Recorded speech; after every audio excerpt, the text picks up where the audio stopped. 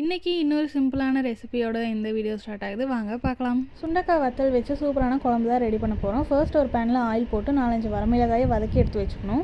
அது கூடவே மல்லி, சீரகம், சோம்பு, சின்ன பட்டை, கிராம்பு சேர்த்து நல்லா வதக்கி எடுத்து வச்சுக்கணும். அதே பேனில் ஆயில் ஆட் பண்ணி சின்ன வெங்காயம் 4 பல் பூண்டு சேர்த்து நல்லா வதக்கி எடுத்துக்கணும். சின்ன வெங்காயத்தை நல்லா வதக்கி எடுத்துக்கோங்க, அப்போ தான் குழம்பு டேஸ்ட்டாக இருக்கும். கூடவே கொஞ்சமாக முந்திரி பருப்பு, தேங்காய் பூ போட்டு நல்லா வதக்கிட்டு அரைச்சி எடுத்துக்கணும்.